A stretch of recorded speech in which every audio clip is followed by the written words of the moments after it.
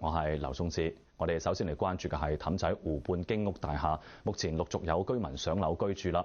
早前政府都承諾將會建好社區同埋周邊嘅設施，但因為營商環境不佳，亦都有商戶向我哋反映話，從裝修到開業半年嘅時間就已經蝕咗130幾萬元。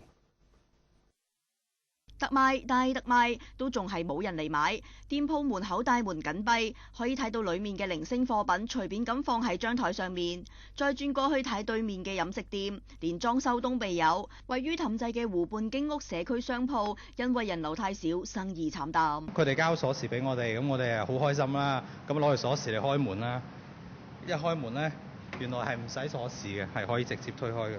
麥先生話：去年12月份以每個月8萬蚊嘅鋪租向政府投得湖畔經屋商鋪經營，簽咗約半年，以為營商前景好似房屋局當初描繪嘅一樣咁好，冇諗到就係賠錢嘅開始。咁我哋問過房屋局嘅同事，其實佢哋係話俾我哋聽，其實我哋預咗你係唔使裝修㗎，一入到去擺好台凳就已經可以即刻用㗎啦。但係我想問一問，點樣擺台凳即刻可以用呢？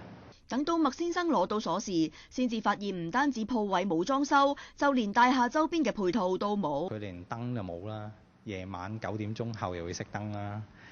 走廊即係好似拍鬼片咁。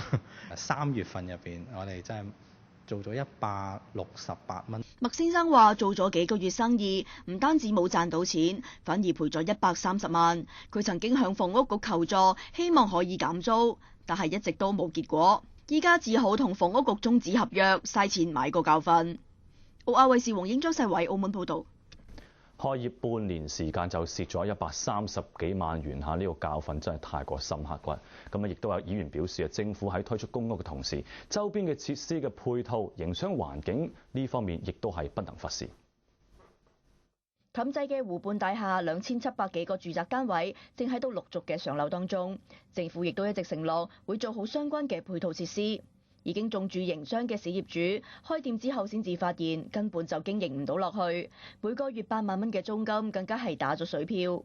有議員促請政府人性化處理呢件事。要衡量下究竟個入伙個進度係點樣，究竟有冇足夠嗰個人流去養活嗰個鋪頭？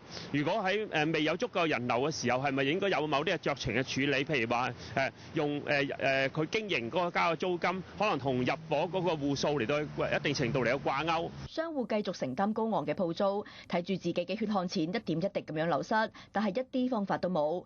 議員話政府曾經提出輔助中小企嘅計劃，協助佢哋創業經營，但係因為分管嘅部門唔同，令到事業主根本冇辦法收益。我哋澳門咧就好似咧政府係得一個，但係部門有好多，咁可能輔助中小企政策嗰個可能係經濟財政司嗰邊諗嘅，咁就唔係房屋局嗰邊諗嘅。房屋局就話我唔知啊，總之我 pay 俾你，咁我就係按照翻個合約，冇任何酌情空間。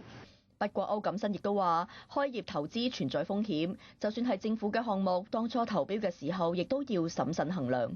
澳亞衛視黃英、張世偉澳門報導。交通方面消息嚇，政府已經批准咗2間巴士公司